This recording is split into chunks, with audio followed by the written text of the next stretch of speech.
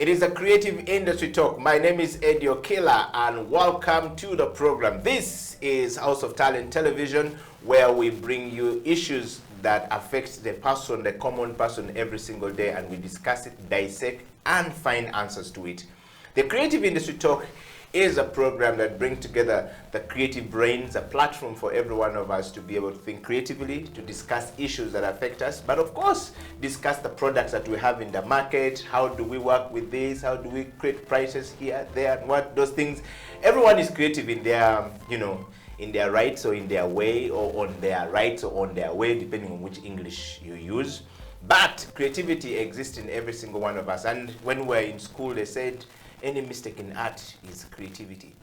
So we were always taught the same, and the products we have in the market is meant to solve the problem. But are we looking at it that way? Do we make things look that way, or do we think creatively in every process that we have? To discuss this today on the program is the one and only David Okwii, is the founder and the shop manager of Oduka Stores. We still don't understand why he called himself the shop manager, but perhaps today we are going to understand this on the show. David, welcome to the program. Here we spread love like this. You need to do it correct. Yes. I love it. Yes. Welcome to the program, David. Thank you, Akela, for hosting me. Great. And we want to start from a lighter note, David, by first of all knowing you. Who is David Okwii in a nutshell? Where do you come from? What are you? Are you Ugandan? If yes, what are the values that define you as a Ugandan? Yeah, first of all, I will best describe myself as an internet entrepreneur. Yeah. That is as short as it can be. Yes. Yes, Yeah, I live and breathe the internet, and my livelihood solely comes from the internet. Yeah. Wow. David, talking of the internet, living and breathing internet, growing up, where and which part of this country do you hail from? So I grew up from Jinja, along the shores of the River Nile. Mm-hmm. Yes, just you know where the new bridge is? Yeah. Yes, you know that industry there? Yes. Nighthall. Yes. Did you use Nighthall bedsheets? All through, in even uniforms for high schools, we used to wear Nighthall. Yes. Yes, yes. It's an incredible industry. So my dad used to work there, and used to stay around the estate just close to the industry. And I think I went once to swim on the river, riverbanks. Where the hydroelectricity is produced, David? On this side. To commit suicide? No, it was on this side of the reservoir. You know where there is that lot of water. Yes, yes. So the water is kind of still, it doesn't move very fast. And so at the riverbanks, you can actually swim. Okay. Yeah.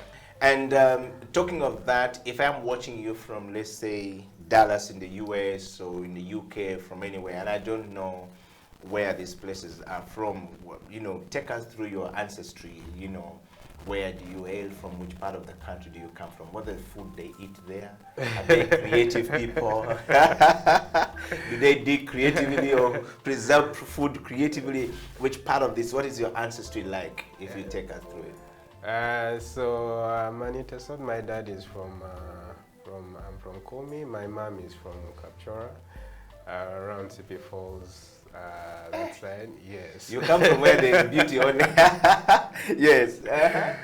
Then I grew up in Jinja most of the time, studied in Jinja most of the time. Then in my later teens, I moved to Kampala. Yes. Okay. So the people of Kumi, in the eastern part of the country, if we would put it, for some of us who are from the outside countries, what food do they eat and how do they preserve food? Are they creative in this process? Do they they're very creative. What's the process like? So Teso is a very dry place. That's the one thing that you need to understand. Yes, we have rains like the rest of the country, but for the most part, it's a dry place. So people have to come up with ways of preserving food through the dry season so that they are able to have food. They don't starve. Teso actually has one of the best food preservation methods out there in the country. The foods that we eat is cassava, potatoes, and these are perishables, you get. But we have a way of drying them and then you know, putting them in the granary and making sure that during the dry seasons people still are able to have food. Wow. Yeah. Well, what is the history like behind the storage? I mean, somebody must have, of course, thought about the creative process of keeping the food for this longer period of time. I once was in Canada, and I realized that in Canada they preserve food for 6 months in the fridge during the cold season. 6 months in the fridge. Yeah. And that in Africa would be something else. 6 months in the fridge. Yes, Does the food taste good? I don't know. Yes, everything is freezed. I mean, it's not really tasting good. So when we compare that creativity in France, I mean, in Canada and in many parts of the world to keep food, and in Teso, you know, the eastern part of Uganda, like you've talked about, I just want to sort of like look at the creative processes, the wisdom of the elders. How did they come up with that, and how long will the food take when it's dried? For example, how long does it take? Can you package this food and sell? You know, how do you know, sort of like go about so this? I don't stay much in the village, but I've been there for some long periods of time, and I've learned from like my parents and my uncles and stuff. So I'll talk mostly about cassava and potatoes. Have you heard of amukeke? Yes. You've had it, eh? Yes, I've actually eaten it. It's one of the best. I would call Uganda's best plate for breakfast. Yes. So for people who don't know, amukeke is dried potatoes. Yes, so they dry the potatoes, put them in the granary, and then you're able to, you know, just take a few portions of the potatoes, then you boil them. And now when you boil them, put in a little bit of salt. You can also put in OD if you want. That is, which is simsim paste. Ginat or simsim paste, and then you take with chai mukalu. Wow. It's really the best breakfast you can have. Which is black tea. Yes. Wow, so these guys have just given us, so this is a creativity coming from Teso. I want to just take a moment to welcome everybody to the program. This is the Creative Industry Talk. My name is Eddie Okila. This morning I'm talking to, or this afternoon, this night, or this evening, depending which part of the world you are, I'm talking to David Okwii, who is, you know, an internet breather and eater, if you would say it in a nutshell, as he said it. Entrepreneur. As a man who think creatively using internet and creating stuff, and of course integration. Today in the program we want to discuss system integration. We're looking at the local content development. Everybody's talking about local content development. You've heard about local content development in oil and gas. But we're looking at local content development, focusing on creative system integration, on Buy Uganda, Build Uganda, Bubu. We are talking about this. And David Okwii is the founder and the shop manager at Oduka Stores, which is an online platform. I would say is the Amazon of Uganda in the making, okay? And perhaps going to go Africa. We want to just understand this, David, from your point of view. Are you a creative mind? Do you look at yourself as a creative mind? Or what is creativity to you, first of all, to start with? So I don't look at myself as a creative in the traditional sense of a designer or an artist or a painter or that kind of stuff. But I think that I'm creative, just like everybody else has to be creative. So to me, creativity speaks about using your imagination to solve problems. And that cuts across anyone, whether it is government or big corporations or small businesses or individuals or families and stuff. So it is really using your imagination to solve problems. That is creativity in a nutshell. Let me take a little bit back, David. You know, growing up, you obviously went through a traditional, you know, educational system that we all go through in Uganda or in Africa, in most part of Africa. But I want to just take you through a little bit. What is your background like? In terms of education? Yes. I am an engineer by training or by education. Yes. How did you become an engineer? Growing up, did you always see yourself as becoming one? How did you end up there? I sort of gravitated more towards machines, objects, electronics and stuff. So naturally I leaned towards the engineering bit of it. I was fascinated by tech by the age of, let's say 12. Yes, and I grew up close to, like I said, my dad used to work in a textile industry, and sometimes I would have free tours to the factory. It's really huge. Like it is, I think, the biggest, one of the biggest industries in East Africa. Yeah. So I would move around. It's like, I don't know, maybe 5 football pitches. Yeah, so you move around, you see machines doing lots of, you know, fancy things and all. So I was really fascinated from an early age to admire and to love engineering. Yes. Okay. So if somebody's looking at you now would want to think that, you know, that background shaped your way of becoming an engineer. Yeah. How did your parents look at it when you're growing up? Normally, parents are very fascinated with certain things they want their children to do, or a certain way they want their children to become.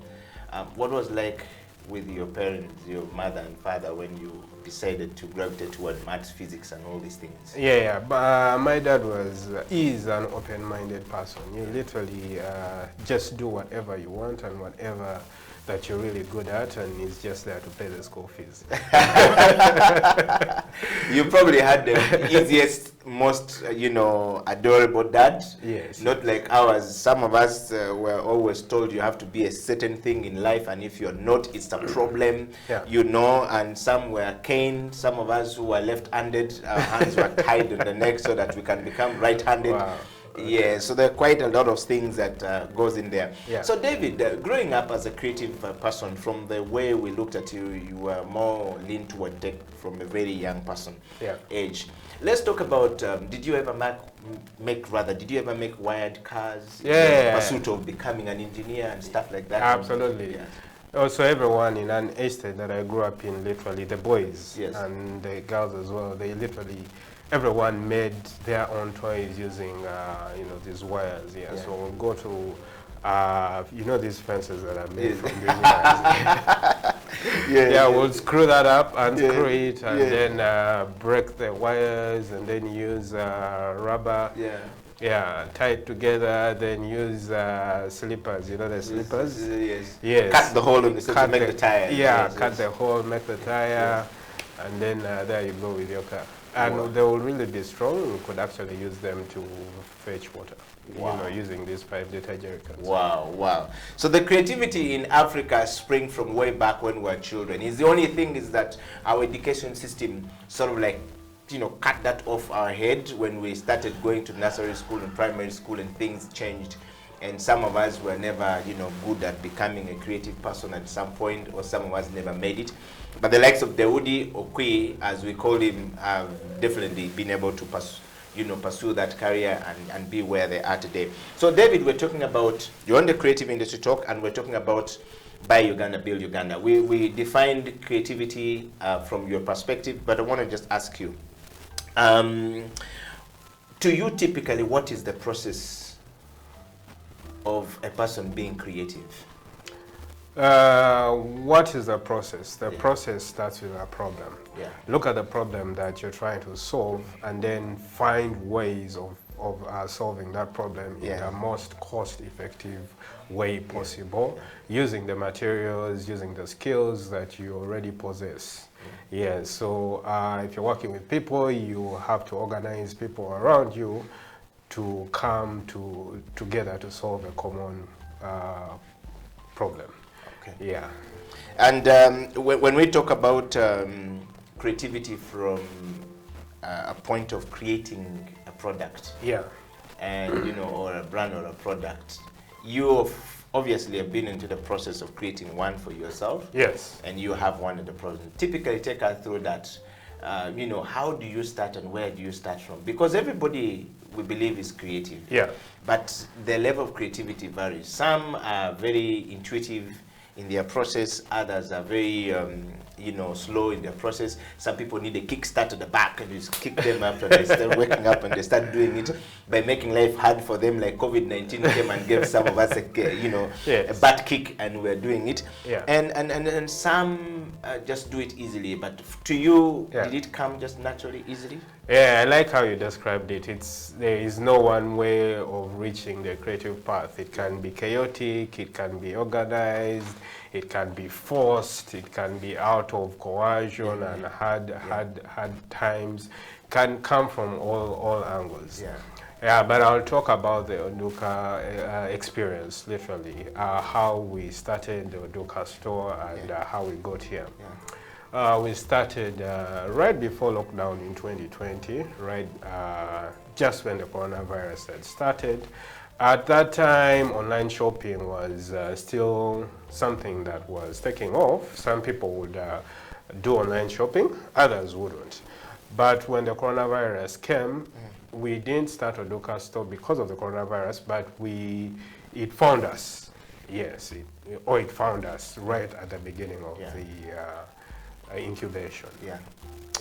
Yeah, but so how we started, how we approached the problem is that, okay, we realized there's a lockdown, there's a restriction in movement, people couldn't go to shops, and we decided to launch the store online, mostly. We had a physical store, but we said let's concentrate online first.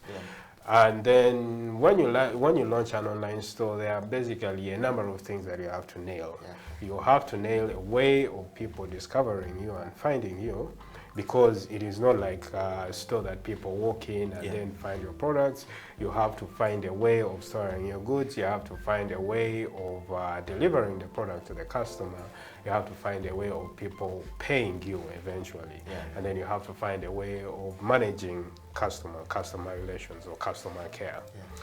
So we had all these facets, and we needed to bring them together and put them in a product or a service that could work in this market at that time.